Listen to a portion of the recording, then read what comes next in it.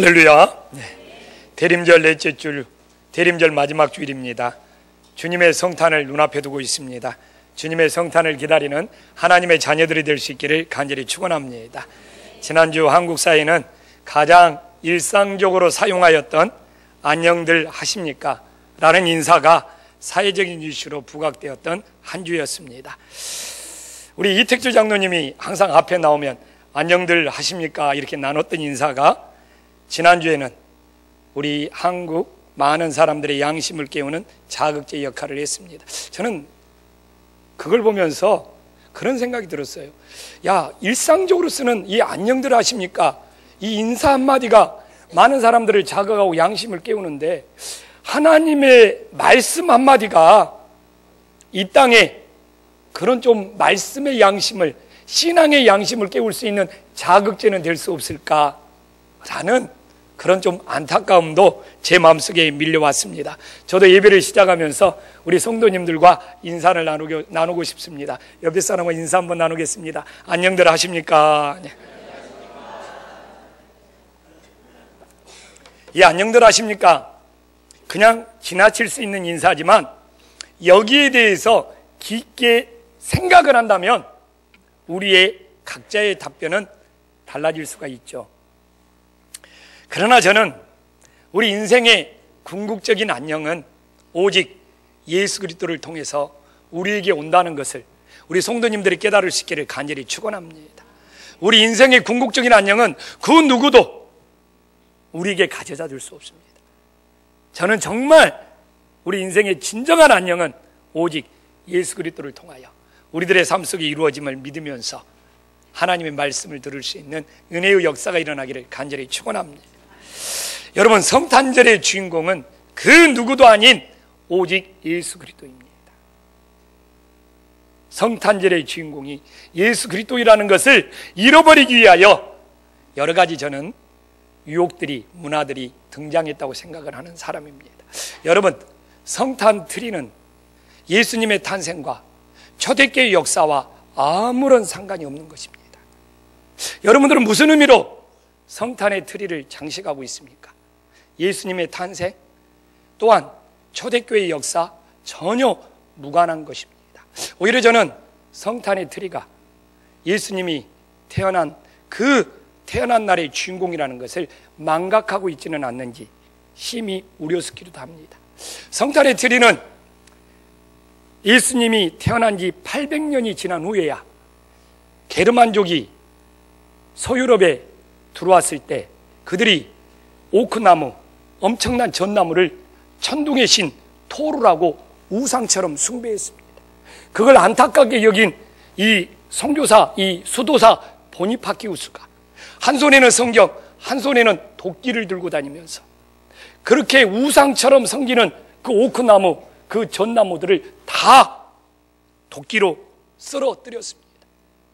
너희들이 섬기는 이 오크나무, 이 전나무는 천둥의 신 제우스 토르의 신이 아니라 이걸 만드신 진정한 하나님을 경배하고, 그래서 그 게르만족이 섬겼던 그 우상처럼 섬겼던 이 오크, 이 전나무들이 다 쓰러져 넘어갔습니다. 그 다음에 이 보니파키우스가 너희들이 정 허전하다면 작은 전나무들을 가져다가 영원히 변하지 않고 영원히 푸르지, 이 푸르는 예수 그리스도를 기념해라고 각 가정마다 그걸 허락한 것이 지금은 무슨 예수님이 태어난 상징처럼 되었는데 정말 이건 오히려 우상의 잔재고, 그렇기 때문에 우리들이 이단들한테 너희들 성탄트리 왜 하니? 너희들이 왜 로마의 태양절인 25일을 예수님의 탄생일로 지키니? 그런 공격을 받고 있는 거예요. 우리는 왜 25일을 지키냐고 물어본다면 여러분들은 뭘로 답변하겠습니까? 오늘 마리아의 수태고지를 받은 날, 마리아가 가브리엘 천사로부터 수태고지를 받은 날이 3월 25일이었어요.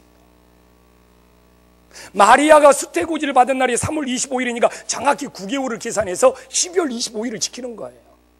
그리고 그 당시에는 율리우스라는 그 로마의 카이사르 황제가 만든 달력을 썼기 때문에 이 율리우스 달력은 365일이 정확히 맞지가 않습니다. 365일이 넘어가 버리는 거예요. 365일이 넘어가는 달력을 쓰고 있으니 모든 날짜가 정확하게 맞을 리가 없습니다. 365일.251이에요. 그래서 몇 년이 지나면 날짜를 빼야 되고 달력에서 한 달씩 빼야 되는 그런 우를 범했어요. 중세 10세기가 넘어서 그레고리 13세가 지금 우리들이 쓰는 365일에 되는 달력을 만들어서 지금까지 사용하고 있는 것입니다. 그렇기 때문에 10세기 이전의 모든 날짜는 달력이 정확하지 않기 때문에 모든 날짜는 맞는 것이 하나도 없습니다. 그렇기 때문에 25일이 태양신을 섬기는 태양절이었다, 이것도 날짜가 정확하지 않는 것입니다. 그러나 우리는 마리아가 가브리엘부터 수태고지를 3월 25일 날 받았기 때문에 정확히 9개월을 계산해서 12월 25일 지키는데, 그 당시는 달력이, 율리우스 달력이 365일 날짜가 정확히 맞춰지지 않기 때문에 10세기 이전의 모든 역사는 정확한 날짜를 기억하거나 찾을 수가 없는 거예요. 중세 10세기가 넘어서 그레고리 13세가 365일 지금과 맞는 달력을 만들었을 때 모든 날짜가 그 이후로 정확히 맞아진 것이죠. 여러분, 산타클로스가 이 동방종교에서 나온 거 아닙니까? 응? 세인트 니콜라스, 응? 성자 니콜라스. 그래서 이 성자, 세인트가 산타라는 말, 성자라는 뜻이에요. 산타는 성자, 세인트라는. 우리 성자 니콜라스, 이 세인트 니콜라스가 가난한 과부집에 딸이 3명이 있는데 시집을 못 가요. 그래서 시집 갈 수 있도록 이 니콜라스가 그 굴뚝에 시집 갈 수 있는 미천을 넣어주다 보니까 그 성자 니콜라스를 기념해서 그 성자, 이 세인트가 산타가 되고 니콜라스의 발음이 클로스가 되어서 산타클로스. 산타클로스도 예수님의 탄생과는 아무런 관련이 없는 사람입니다. 성탄의 트리도 예수님의 탄생과는 아무런 관련이 없는 거예요. 저는 오히려 성탄의 주인공은 오직 예수 그리스도 한 분밖에 없는데, 이 성탄의 주인공 예수 그리스도를 이런 산타클로스나 성탄의 트리가 오히려 흐려지게 만드는 것은 아닌지 심히 우려스러워요. 왜 예수님이 생일인데, 예수님이 태어난 날인데 모든 사람들이 선물 받으려고 애를 쓰는지 저는 이해가 안 가요. 왜 예수님의 생일에 우리가 선물을 받아야 됩니까? 여러분, 흐려지지 않기를 원합니다. 흐려지지 마십시오. 어떻게 보면 성탄의 틀이나 산타클로스는 예수님의 탄생이나 초대교회의 역사 속에서는 아무런 관련이 없는 일들입니다. 그냥 교회의 역사 속에서 우상을 타파하고 선행을 행하다가 생겨난 일뿐이지 그 이상 그 이하도 아닌 거예요. 그래서 우리는 오늘 예수님이 태어난 이 성탄절을 눈앞에 두고 예수님의 탄생에 많은 사람들이 다양한 역할을 했습니다. 그러나 자신의 역할에 비해서 상대적으로 저평가, 굉장히 중요한 역할을 했는데 그 역할에 비해서 제대로 인정을 받지 못하고 있는 한 사람이 있는데, 그 사람이 바로 마리아의 남편 요셉입니다. 그래서 오늘 예수님의 탄생에 굉장히 중요한 역할을 했음에도 불구하고 상대적으로 저평가되고 있는 이 마리아의 남편 요셉을 통하여 우리들이 성탄의 의미를 되새기면서 이 땅에 오신 예수님의 진정한 의미와 그 예수님의 오심을 준비했던 요셉의 믿음을 본받을 수 있는 은혜로운 시간이 될 수 있기를 주님의 이름으로 간절히 축원합니다. 저는 마리아가 성령으로 잉태했을 때 가장 힘들었던 사람이 누구입니까? 저는 그래요. 처녀의 몸으로 잉태한 마리아보다도 그와 정혼했던 저는 요셉이 가장 힘들었을 거라고 생각을 합니다. 그래서 요셉이 이 일을 생각하며 힘들어하는 요셉에게 주의 사자가 나타나서 현몽하지 않습니까? 20절에 주의 사자가 나타나서 어떻게 현몽합니까? 우리 다 함께 한 목소리 읽어보겠습니다. 이 일을 생각할 때 주의 사자가 현몽하여 이르되 다윗의 자손 요셉아, 내 아내 마리아 데려오기를 무서워하지 말라. 그에게 잉태된 자는 성령으로 된 것이니라. 아멘. 마리아는 믿어야 되느냐 말아야 되느냐, 이 성령의 잉태에 대해서 고민할 필요가 없죠. 여성분들은 알지만 본인이 잉태했는지 본인 자신이 더 잘 알지 않습니까? 그래서 마리아는 본인이 성령으로 잉태하는 것은 시간이 지나면 지날수록 믿느냐 마느냐 고민할 필요 없이 자기 몸에 나타나는 징조로 더 확신과 더 분명함을 가질 수 있었을 것입니다. 그러나 요셉은 그렇지 않아요. 성령으로 잉태하는 것은 자연의 법칙이 아닙니다. 자연의 법칙으로는 이해가 안 되는 거예요. 그래서 요셉은 지금 정혼했던 이 마리아가 성령으로 잉태하는 것이 자연의 법칙이 아니기 때문에 이해하는 것이 쉽지가 않았을 겁니다. 만약 마리아가 요셉이 성령으로 잉태하는 것을, 마리아가 성령으로 잉태하는 것을 요셉이 머리로 이해하려고 했다면 아마도 예수님의 탄생은 다른 방법으로 이루어질 수 있다는 생각을 해보게 됩니다. 그러면 여기서 요셉이 우리들에게 가르쳐주는 믿음의 원리는 무엇입니까? 요셉은 믿음이라는 것은 뭐예요? 머리로 이해하는 것이 아니라 받아들이는 거라는 겁니다. 요셉이 성령으로 잉태한 것을 자연의 법칙으로 이해하려고 했으면 끝까지 이해하지 못하고 그는 마리아를 거부했을 수도 있습니다. 그러나 요셉은 머리로 이해한 것이 아니라 믿음이라는 것은 받아들이는 것이다. 받아들이라는 것을 우리들에게 교훈하고 가르쳐주고 있습니다. 그런데 요셉이 이 믿음이라는 것이 머리로 이해하는 것이 아니라 받아들인다는 대전제 속에는 뭐가 담겨져 있습니까? 전적인 신뢰가 담겨져 있는 겁니다. 이 받아들임 속에서는 신뢰하지 않으면 받아들일 수가 없는 거예요. 요셉은 하나님을 신뢰했고 정혼했던 자기 마리아를 신뢰했기 때문에 성령으로 잉태를 받아들일 수 있었던 것입니다. 그래서 요셉이 말하는 믿음의 분량, 믿음의 크기는 얼마나 많은 것을 이해하고 있느냐가 아니라 얼마나 신뢰하면서 받아들일 수 있느냐, 이것이 바로 믿음의 크기가 되는 줄을 깨달으시기를 간절히 축원합니다. 여러분들이 교회는 나올 수 있지만 예수님을 진정으로 믿는데 가장 큰 걸림돌이 되는 것이 뭔지 압니까? 부모와 신뢰관계가 되어 있지 않는 자녀들은 하나님 아버지를 신뢰하며 받아들이는 것을 그 누구보다 힘들어한다는 사실을 여러분들은 아십니까? 아버지와의 신뢰관계가 깨졌고 어머니와의 신뢰가 깨진 자녀들이 사춘기를 지나면서 청년이 되었을 때 하나님을 신뢰하고 받아들이는 것에 대해서 누구보다도 힘들어하고 거부 반응이 심하게 나타난다는 거 모르십니까?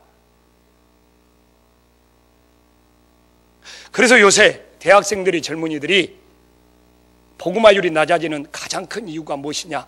부모님과의 신뢰관계가 깨어진 것이 첫 번째 이유가 될 수 있다는 것입니다. 우리가 그래서 다가오는 토요일 날 품성훈련을 준비했습니다. 그 품성훈련 중에 제일 중요한 것이 부모와 자녀가 신뢰를 쌓는 거예요. 부모가 자녀에게 신뢰를 쌓아주지 않으면 그 자녀는 나중에 장성하여 하나님을 신뢰하고 하나님을 받아들이는 일에 가장 큰 걸림돌이 될 수 있다는 것을 우리들의 삶 속에서 끊임없이 표현되고 나타나고 있습니다. 하나님은 성령의 잉태를 받아들인 요셉에게 예수님의 오신 목적을 계시합니다. 참 이거 중요해요. 하나님은 예수님이 이 땅에 오신 목적을 말한 다음에 믿어라가 아니에요. 먼저 신뢰함으로 받아들이고 난 다음에 예수님이 오신 목적을 계시하고 있더라는 것이죠. 여러분, 이 순서가 굉장히 중요한 거예요. 막 받아들이지 않고 신뢰하지 않고 있으니까 예수님이 오신 목적이 이거야, 그러니까 너 신뢰하고 받아들여가 아니라 먼저 하나님을 신뢰하고 받아들였을 때 우리 하나님께서는 요셉에게 예수님이 이 땅에 오신 목적을 계시해 주더라 이거예요. 먼저 신뢰하고 받아들인 요셉에게 하나님은 예수님을 보내신 이 땅의 목적을 어떻게 계시하고 있습니까? 첫 번째는 오늘 21절에 나와 있잖아요. 그가 자기 백성을 그들의 죄에서 구원하실 자이심이라. 이것이 예수님을 이 땅에 보내신, 그래서 요셉에게 하나님이 첫 번째 계시해 주는 거예요. 자기 백성을 그들의 죄에서 구원하시기 위해서 예수님이 이 땅에 오신 첫 번째 목적이라는 겁니다. 그래서 이 땅에 존재하는 교회는 뭐가 되어야 하느냐? 구원의 방주가 되어야 된다는 겁니다. 교회는 친교도 할 수 있고 여러 가지 많은 일들을 할 수 있지만 이 교회가 교회 되기 위해서는 구원의 방주가 되어야 되고 잃어버린 영혼들을 찾아야 되고 죄악 가운데 있는 영혼들을 하나님께로 인도하는 것이 진정한 교회의 사명이 된다는 것이죠. 여러분 마음속에 잃어버린 영혼들을, 주님께로 돌아오지 못한 영혼들을 하나님 앞으로 인도하고자 하는 그런 영원 사랑에 대한 마음이 없다면 여러분 자신도 내가 진짜 예수님의 사랑으로 구원받은 하나님의 자녀가 되었는지 자기 자신을 다시 한번 점검해 봐야 합니다.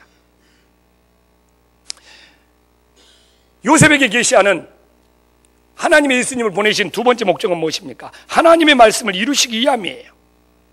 하나님의 말씀을 이루시기 위함. 2절 22절에 나와 있잖아요.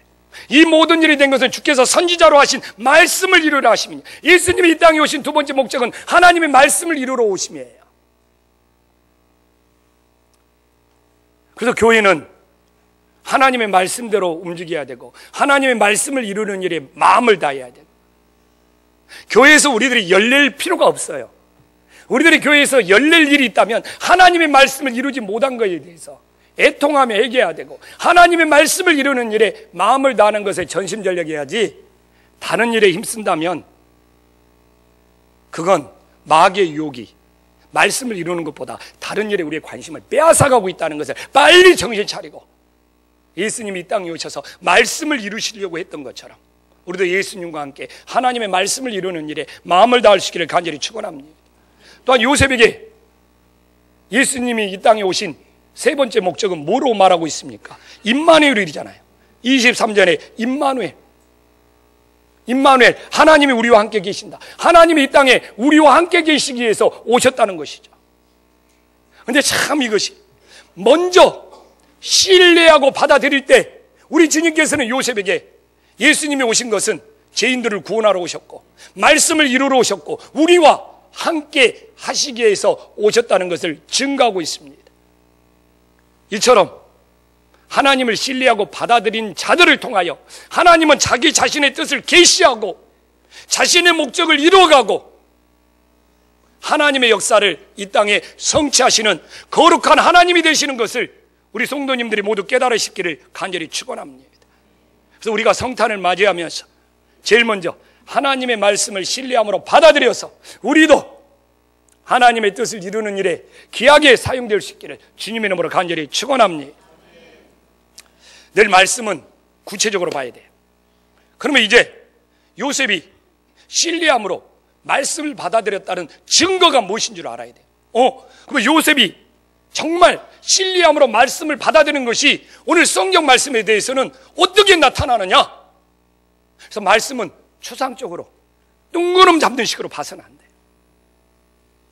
진짜 말씀은 하늘에 있는 말씀을 우리 땅으로, 우리 현실로 가지고 들어오는 것이 진정한 말씀의 파워예요. 그러나 많은 성도님들이 하나님의 말씀을 하늘에만 계속 놔두고 싶어 하는 거죠. 왜? 그걸 우리의 현실로, 우리의 삶으로 가져가면 그것이 우리를 구속하고 우리를 힘들게 할까 봐. 그러나 진짜 말씀의 능력은 이 성경에 있는 말씀을, 하늘에 있는 말씀을 우리의 현실로, 우리의 삶으로 가져오는 것이 진짜 말씀의 능력이고 말씀의 체험이 되는 줄 믿으시기를 간절히 축원합니다. 그래서 말씀을 볼 때 뜬구름 잡는 식으로 보면 안 돼요. 그러면 이제 요셉은 신뢰함으로 받아들이는 것을 어떻게 그가 증거하고 보여주는지를 묵상해야죠. 그는 어떻게 보여주고 있습니까? 오늘 24절에 그대로 분부대로 행하는 것으로 내가 하나님의 말씀을 신뢰하고 하나님의 말씀을 받아들였습니다. 행하는 것으로 보여주고 있어요. 그리고 24절 말씀 다 함께 한번 읽어보겠습니다. 시작. 요셉이 잠에서 깨어 일어나 주의 사자의 분부대로 행하여 그 아내를, 이것이 하나님을 신뢰하고 하나님을 받았다는 증거잖아요. 그런데 저는 이 말씀을 묵상하면서 참 요셉의 믿음의 영성이 뭔가를 알 수 있었습니다. 여러분 이 말씀을 보면서 첫 번째 여러분 뭘 느낍니까? 저는 요셉이 단순함의 영성을 가지고 있구나. 이것이 제 가슴속에 뼈저리게 다가왔어요. 여러분 지금 요셉이 잠에서 깨어나 분부대로 행하는 데 있어서 여러분 어떤 복잡함도 보이지 않습니다. 무슨 복잡함이 있습니까? 무슨 군더더기가 달라붙어 있습니까? 신앙이라는 것은 단순해져야 되는 거예요. 복잡하고 군더더기가 많이 붙어있으면 붙을수록 요셉처럼 분부대로 행하기가 힘든 거예요. 그래서 우리들이 신앙생활하면서 단순해질수록 진리 안에서 자유함을 누린다는 거예요. 그리고 우리들이 단순해져서 성령의 열매를 맺기 위해서 뭐예요? 가지치기를 해야 된다는 거예요. 단순해지면 단순해질수록 진리 안에서 자유함을 누리고 있고요. 가지치기를 하면 가지치기를 할수록 그 단순함 속에서 성령의 열매가 맺어지는 거예요. 또한 오늘 요셉의 오늘 여기서 보여주는 두 번째 영성은 뭡니까? 말 그대로 분부대로 하는 영성이지 않습니까? 24절에 보면 분부대로 하는 영성이라고 그대로 나와 있지 않습니까? 요셉은 이 분부대로 하는 영성은 자신의 생각을 조금도 집어넣지 않는 거예요. 하나님의 말씀을 더하지도 않고 덜하지도 않고 있는 그대로 순종하는 것이 분부대로 하는 영성인 거죠. 내 생각 집어넣지 않고 말씀을 더하지도 않고 빼지도 않고 있는 그대로, 그것이 분부대로 하는 영성이라니까요. 우리는 신앙이 성숙해진다는 건 뭐예요? 내 생각 버리고 내 뜻 버리고 있는 그대로 하나님의 말씀을 따르는 것이 신앙의 성숙함이 되는 줄 믿으시기를 간절히 축원합니다. 또한 요셉이 여기서 보여주는 또 하나의 중요한 영성은 뭡니까? 절제의 영성이잖아요. 24절에 뭐랍니까? 데려왔으나 25절에 연결해서 뭐라고 왔습니까? 아들을 낳기까지 동침하지 않았다는 것. 뭡니까? 절제했다는 것이죠. 하나님의 뜻을 이루기 위해서 절제했다는 것이죠. 경건의 모양은 있으나 경건의 능력이 없는 이유는 뭡니까? 절제하는 삶을 살지 못하기 때문에 그렇습니다. 절제하는 삶을 살지 못하기 때문에 그래요. 절제하지 못하면 경건의 능력은 다 무너져 내리는 것입니다. 얼마나 내가 경건의 능력을 지녔느냐, 이것은 내가 얼마나 절제할 수 있느냐, 여기에 달려있는 거예요. 얼마나 절제할 수 있느냐가 내가 얼마나 경건의 능력을 지닌 사람이냐, 이걸 증명할 수 있는 것입니다. 이 시대 사람들이 왜 경건의 능력이 없느냐? 절제하는 삶을 살지 못하기 때문에 경건의 능력이 나타나지 않는다, 같은 말이 될 수 있는 거예요. 요셉은 하나님을 신뢰함으로 받아들였다는 것을 행함으로 증명했어요. 바로 이 단순하게 행하고 분부대로 행하고 절제함으로 행하는 걸 통하여 나는 하나님을 신뢰함으로 받아들였습니다. 바로 이것이 증거가 되고 표적이 되었음을 우리 성도님들은 믿을 수 있기를 간절히 축원합니다. 그러면 요셉이 이 성령으로 잉태한 마리아를 데려와서 예수님을 낳을 수 있었던 가장 중요한 이유는 무엇입니까? 그 품성이 의로웠기 때문에 그래요. 오늘 19절에 나오잖아요. 요셉의 품성이 의로웠기 때문에 마리아를 데려와서 예수님이 태어날 수 있었던 거예요. 자, 우리 이 19절을 놓고 봐보십시오. 지금 주의 사자가 현몽하기 전이잖아요. 이 19절 말씀은 주의 사자가 현몽하기 전이잖아요. 그렇기 때문에 요셉에게 있어서 정혼한 마리아는 가늠한 여인이란 말이에요. 율법대로 하면 돌에 맞아 죽어야 돼요. 근데 여러분, 의롭다는 것은 법을 잘 지키는 거거든요. 원칙대로 잘 하는 거거든요. 그러면 지금 요셉에게 있어서 가늠한 여인은 법대로 하면 돌에 맞아 죽어야 되는 거예요. 근데 성경은 지금 우리를 어렵게 만들고 있어요. 법을 지키지 않았는데 요셉을 의롭다 한단 말입니다. 지금 법대로 하면 요셉은 돌에 맞아 죽어. 이 요셉이 왜 죽어? 괜히 엉뚱한 사람 죽이려고 그러네요. 가늠한 마리아가 죽여야죠. 지금 20절에 주의 이 사자가 현몽해서 그때서 알았으니까. 그러나 요셉은 당시의 법대로 원칙대로 처리하지 않았는데 하나님은 요셉을 의롭다 하고 있습니다. 그렇기 때문에 우리는 하나님의 관점에서 왜 하나님은 요셉을 의롭다 하시는 건가, 여기에 대해서 묵상을 해야죠. 요셉에게 마리아가 간음한 연인이라고 들려왔을 때 오늘 19절에 요셉이 취한 태도는 어떻습니까? 우리가 다 함께 한 목소리 한번 읽어보겠습니다. 시작. 그의 남편 요셉은 의로운 사람이라 그를 드러내지 아니하고 가만히 끊고.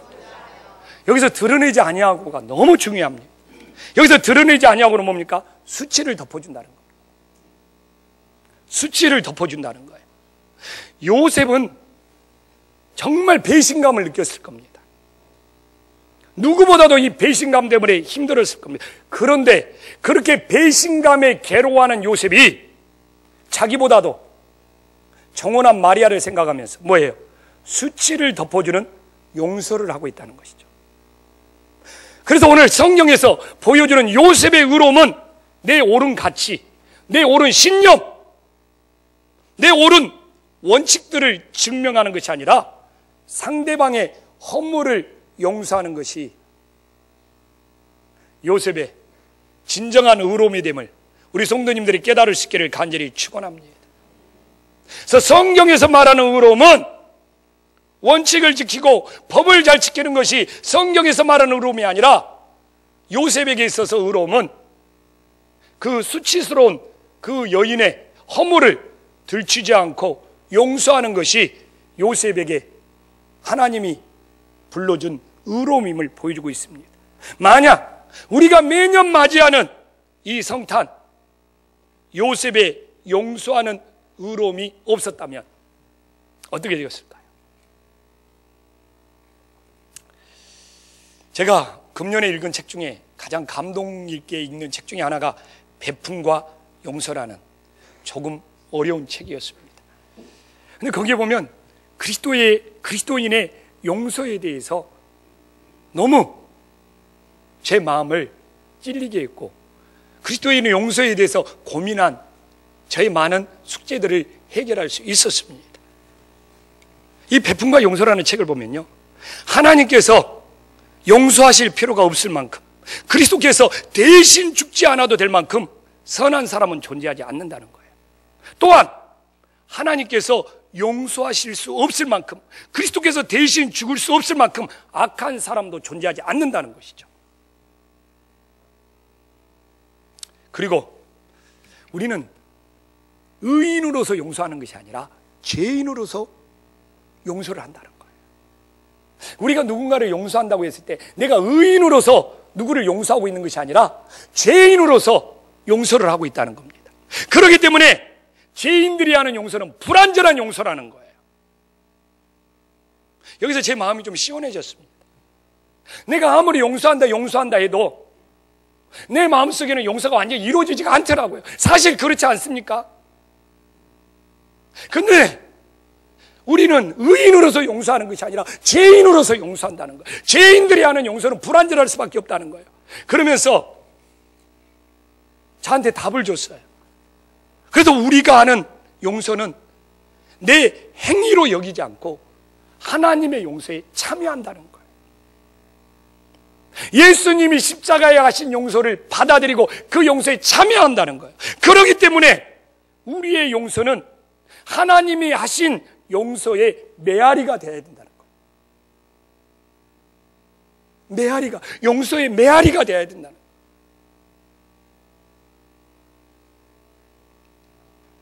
저한테는 굉장한 숙제를 풀어줬어요. 목회하면서 하나님의 용서가 필요 없을 만큼, 예수님이 대신 죽지 않아도 될 만큼 선한 사람 존재하지 않아요. 또한 반대로 하나님께서 용서하실 수 없을 만큼, 그리스도께서 대신 죽을 필요가 없을 만큼 악한 사람도 없어요. 우리는 용서하고 살아야 돼. 그래서 우리는 용서하고 살아요. 그런데 우리의 용서는 불완전해요. 죄인으로서 용서하는 거기 때문에. 그래서 우리는 용서의 방법을 바꿔야 돼. 하나님의 용서에 참여하는 거예요. 그리고 그 하나님의 용서에 참여해서 용서의 메아리가 되는 거예요. 내가 용서하는 것이 아니라 하나님의 용서의 메아리가 되어야 된다. 정말 다가오는 성탄이 하나님의 용서에 참여해서 우리들의 용서의 메아리가 될 수 있는 은혜의 역사가 일어나기를 간절히 축원합니다. 정말 우리 가정 속에, 우리들의 삶 속에 끊임없이 내가 이 죄인들이 하는 용서는 불완전할 수밖에 없으니까 하나님의 용서에 참여해서 그 하나님의 용서가 나를 사로잡아서 내가 하는 용서는 하나님이 하셨던, 예수님이 하셨던 그 용서의 메아리를 들리게 하는 것이 진짜 성탄을 맞이하는 자세가 아닐까요? 정말 우리 가정에서부터, 이 김포 한신교에서부터 이 용서의 메아리가, 하나님이 하신 그 용서의 메아리라도 반응할 수 있는 믿음의 자녀들이 될 수 있기를 주님 이름으로 간절히 축원합니다. 기도하겠습니다. 이 시간 합심하여 하나님께 기도하기를 소망합니다. 요셉은 우리들에게 믿음이 뭔지를 가르쳐주고 있습니다. 믿음은 머리로 이해하는 것이 아니라 하나님을 신뢰함으로 받아들이는 것입니다. 주님, 내 머리로 이해하는 신앙이